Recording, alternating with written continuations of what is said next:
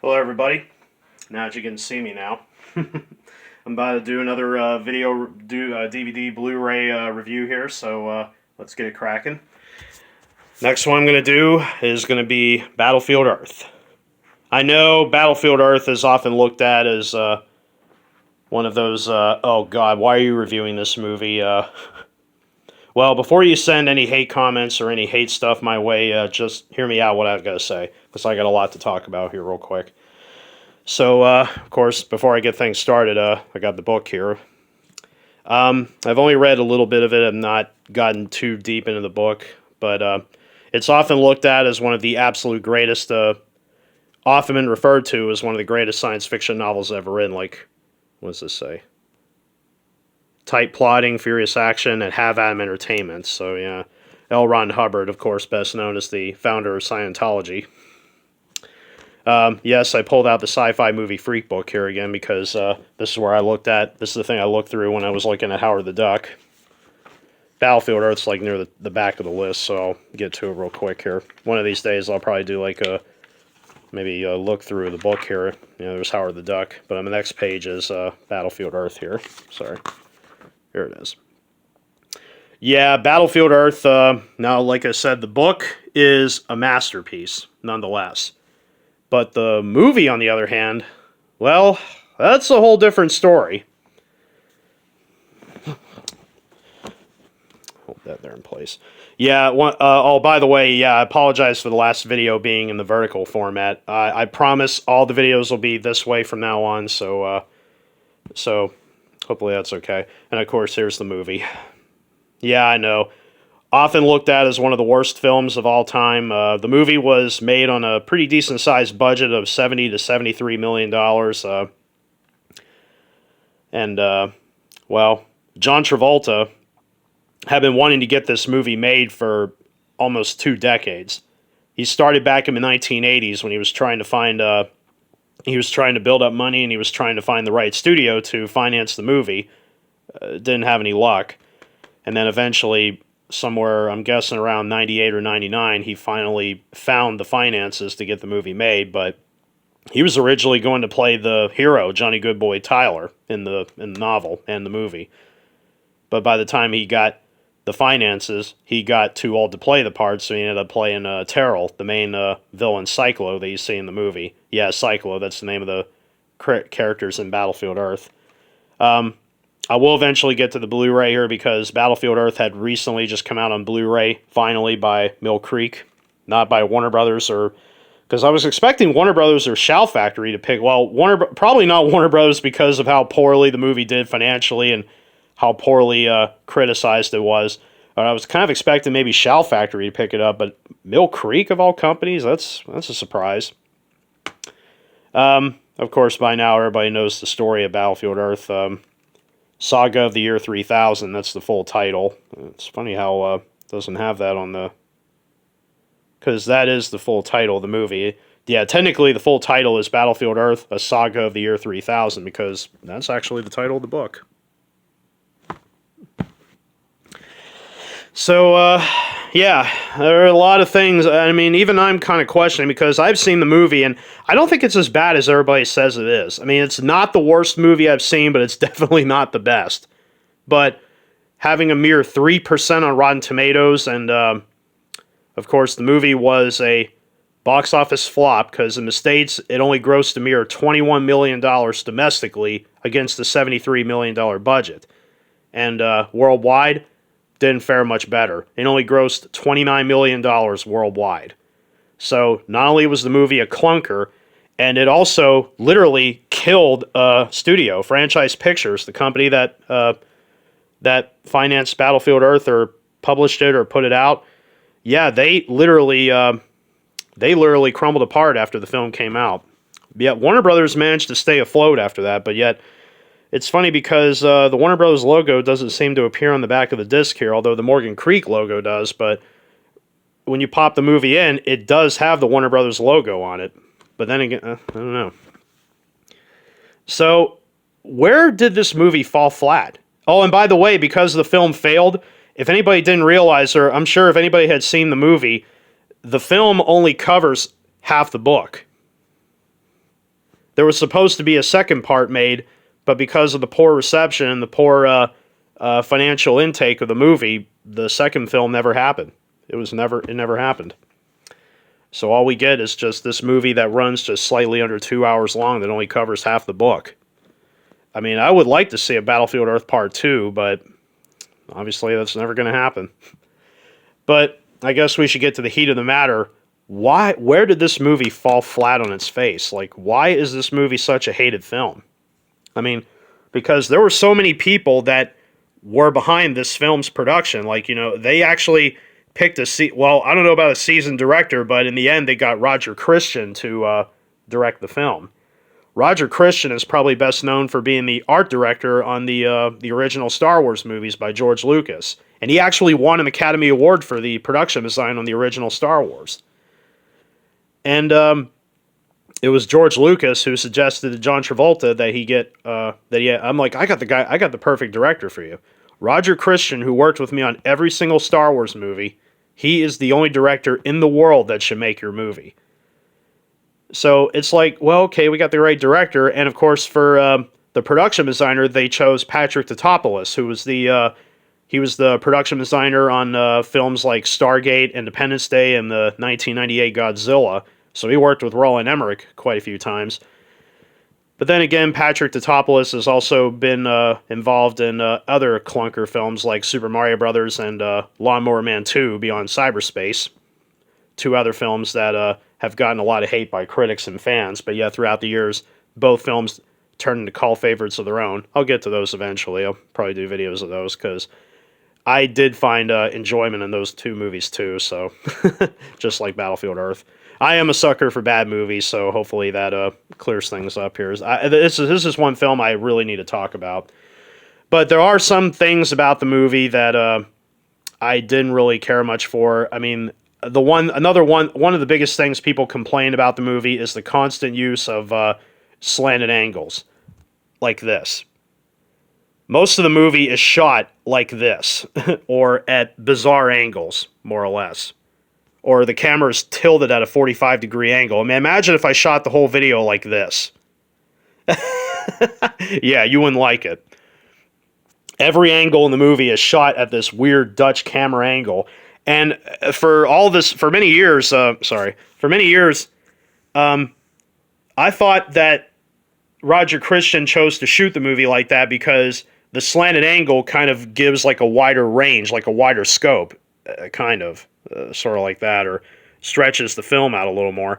But no, apparently that was not the case. From what I found out, he shot the movie like that because he wanted the film to resemble a comic book. Really? Shoot it like that to make it look like a comic book? Well, then again, Joss Whedon did use weird camera angles when he shot the Avengers, the first Avengers, that is, so I don't know, I guess that's the way they did it.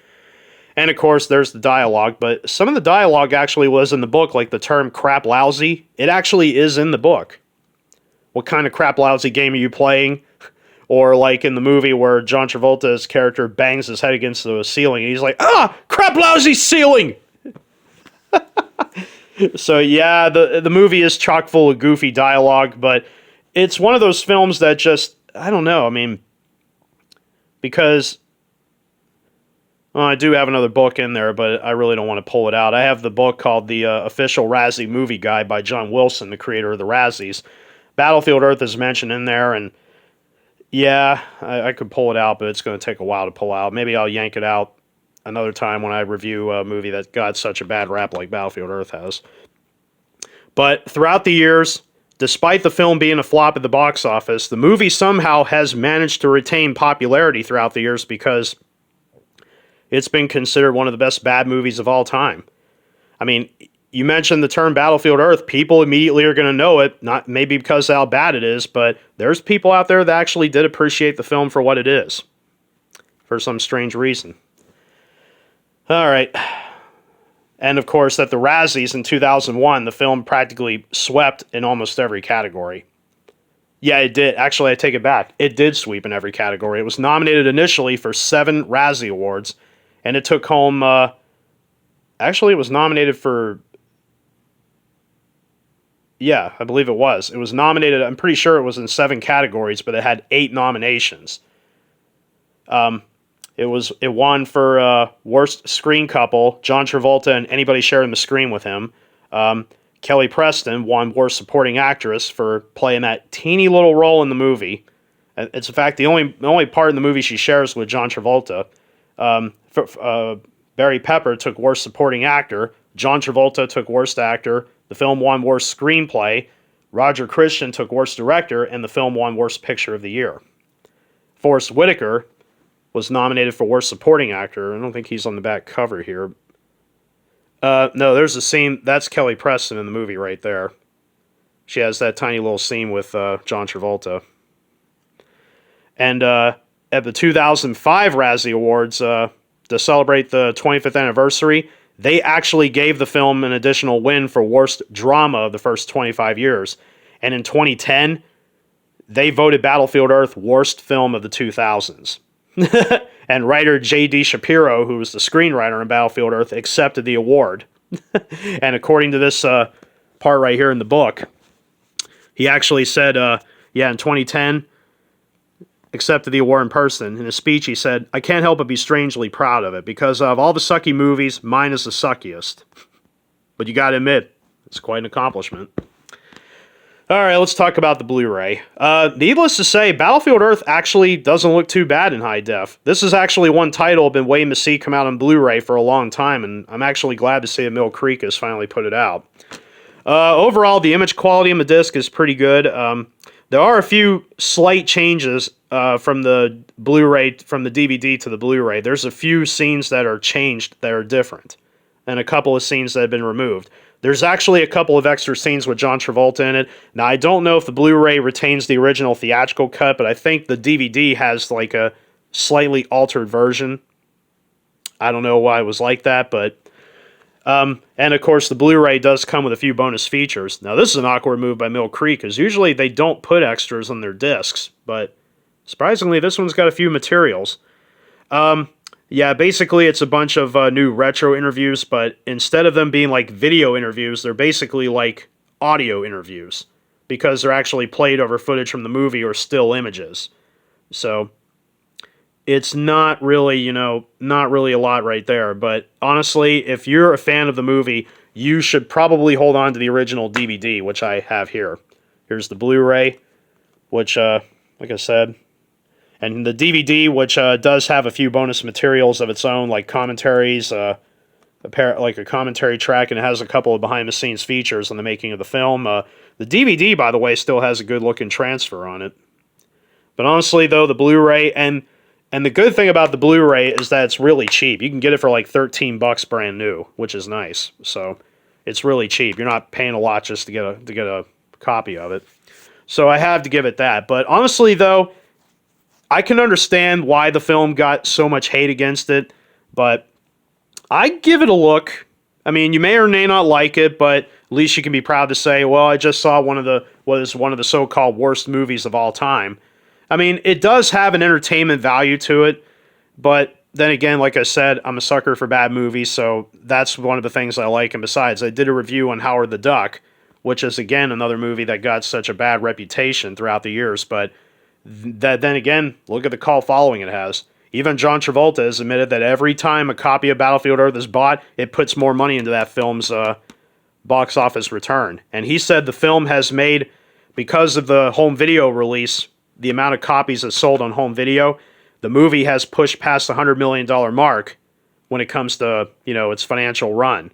So technically, Battlefield Earth is no longer the flop it was. It's now actually a success. So... And given time, the movie will actually draw in a bigger fan base, and there's actually people out there that are going to appreciate the film a lot more now. But I would not be surprised if another filmmaker or some company will actually attempt to remake Battlefield Earth again. I mean, heck, we're getting Dune. We're getting another version of Dune coming out soon, and I'm already looking forward to that. And Dune, so far, has had 2 film adaptations made. The original 1984 movie by David Lynch, and the 2000 miniseries that aired on Sci-Fi Channel. And the upcoming version, which has been delayed now to next year because of COVID.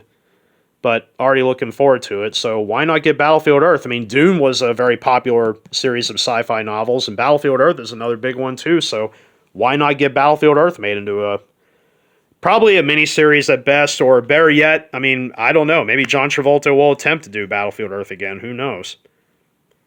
But either way, give the movie a look. I mean, back then, yeah, it was like, it was crap. just let it slide. It was horrible.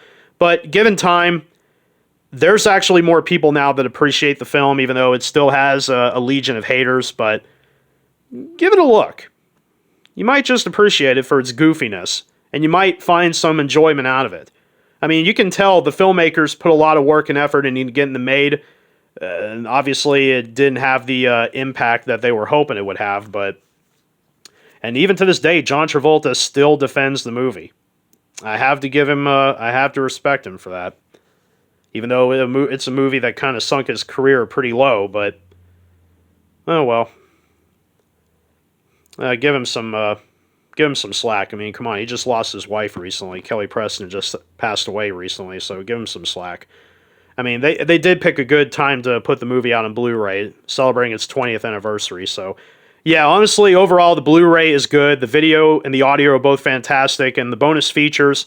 It's nice to see Mill Creek actually putting some bonus materials onto a Blu-ray for once. But in all respect, I would suggest holding on to the DVD because there are bonus features on the DVD that are worth a look too. So yeah, it falls down to, some people are going to say bad film but great disc. But overall, Battlefield Earth is quite a shiner on Blu-ray, so I would suggest giving it a check, giving it a look. Alright, so as I've said all that, this concludes the video. Hope you check in next time. I'll try to find another fun movie to talk about, so and if you haven't got a chance, definitely subscribe to the channel and hit that thumbs up and I'll definitely keep putting more videos out. So until then, everybody have a good day, be safe, and take care.